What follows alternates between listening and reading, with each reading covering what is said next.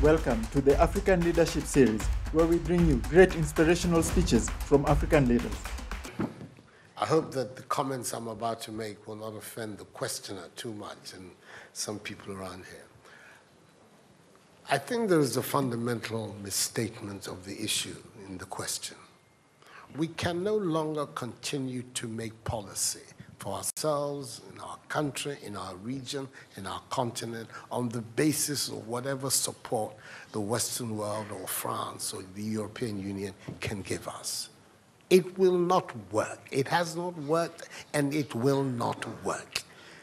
Our responsibility is to charter a path which is about how we can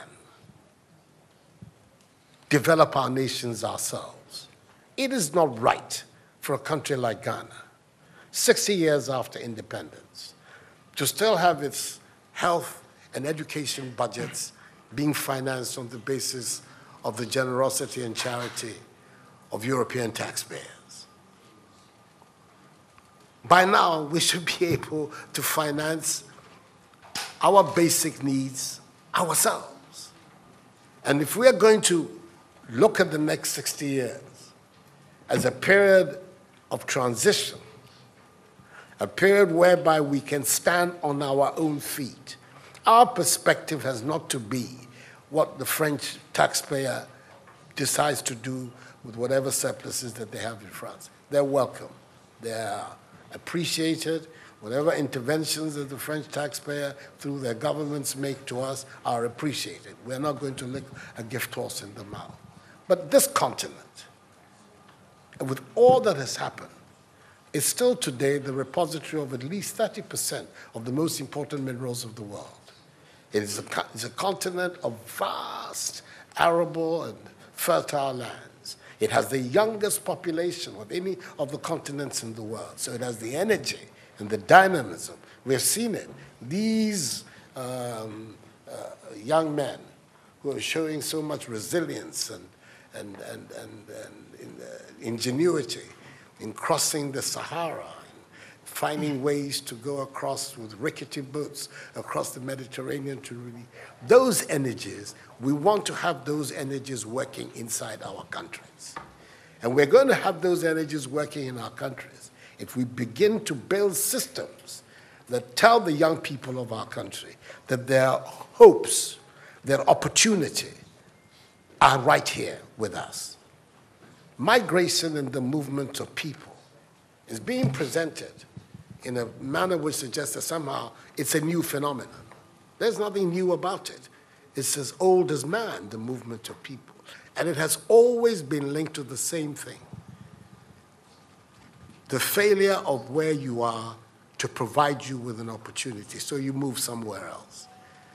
Those of you who are familiar with 19th century European history would know that the biggest wave of immigration in 19th century Europe, the latter part of it, came from Ireland and from Italy. Waves upon waves, generations of Italians and the Irish people left their countries to seek the American paradise, largely because Ireland was not working, Italy was not working. Today, you don't hear it. Italian young people are in Italy. Irish young people are in Ireland.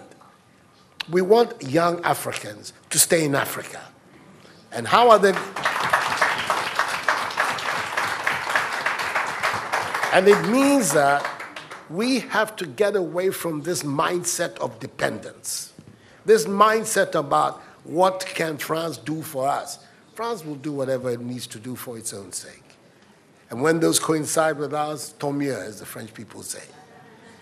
But our main responsibility as leaders, as citizens, is what we need to do to grow our own countries. What are the institutions that work, that will allow us to have good governance, to have accountable governance, to make sure that the monies that are placed at the disposal of leaders are used for the interests of the state and not for those of the leaders, to have systems that allow for accountability, that allow for diversity, that allow for people to be able to express themselves and contribute to fashioning the public will and the public interest.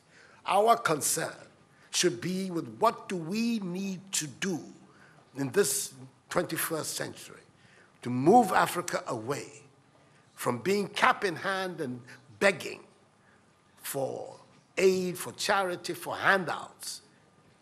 The African continent, when you look at its resources, should be giving monies to other places.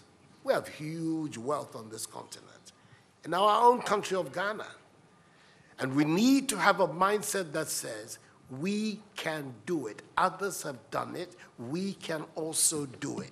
And once we have that mindset, we will see it as a liberating factor for ourselves. We keep talking about how it was that Koreans, Malaysians, Singaporeans, who got their independence at the same time as us. We're told of that at the time of Ghanaian independence, per capita Ghanaian income was higher than that of Korea. Today, Korea is part of the first world. So is Malaysia. So is Singapore. What happened? Why did they make that transition? And 60 years after independence, we are where we are. Those are the matters that should concern all of us as Africans, as Ghanaians. And not, when I say so with the greatest of respect to the French president, I think that the cooperation of France is something that I am, as you know, a strong friend of France. I am Francophile. So I don't have any difficulty with that. But I'm talking about our own propulsion, what we need to do to get our countries to work so that we can create the conditions that would allow our young people to forego this hazardous effort to get to Europe. They're not going there because they want to. They're going there because they don't believe they have any opportunities in our countries. So that should be our focus. And I believe that with that if we change that mindset of dependence, that mindset which is contingent on aid and charity, we would see that in the decades ahead of us, the full flowering of the African peoples would take place. And that new African personality that was talked about at the time of our independence will become real and imminent in our times. That's what I'm saying. I hope that I'm not upsetting the questioner or even some of my friends who are here. But these are my strongly held beliefs. And that is the reason why I've adopted as the slogan of my presidency, of my period of the Supreme Office of Ghana, that we want to build a Ghana beyond aid, a Ghana which is independent, which is self-sufficient, that is capable of standing on its own feet and building its own life. We can do it if we have the correct mindset to do so. Mr. President, those are my contributions. But I'd like to add some additional comments to what the French president has said. Libya is today the source of all the destabilization that is taking place in the Sahelian region. The arms that are circulating in the Sahelian region are all coming from the armory that Colonel Gaddafi established in Libya before his downfall. So resolving the crisis in Libya is not just resolving it internally for the Libyan people.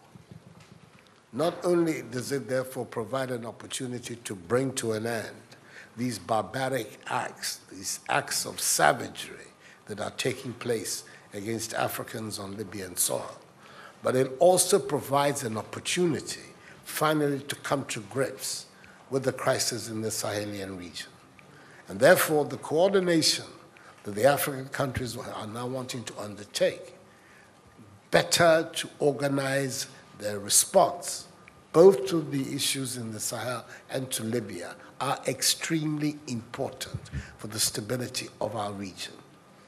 Whether it is Boko Haram, the jihadists in Mali, those who are menacing the stability of Niger, of Chad, of Burkina Faso, there is a common link, which is the terrorist emanations from Libya. So it's extremely important that all of us,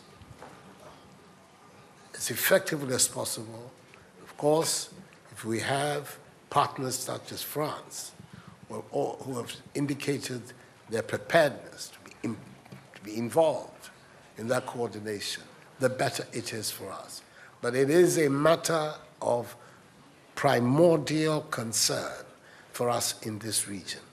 If we don't come to grips with the situation in Libya, it's going to become difficult to come to grips with these, what I consider to me, ancillary, subsidiary matters that are taking place in the Sahelian region. That is how important the resolution of the crisis in Libya is. So the decisions that now have to be made at the continental level by the AU, whether it is in a position to mount the direct military intervention, how it sees the issues of security and stability in Libya, are some of the most important decisions the African Union is going to be taking in the weeks and months ahead of us. But it is vital for our own sake that these matters are fully addressed. And as you can see, I have my own things to contribute as well. So let's bring it to an end. If you like informative and educational videos on Africa, make sure to like, subscribe, and hit the notification bell to catch all our latest videos.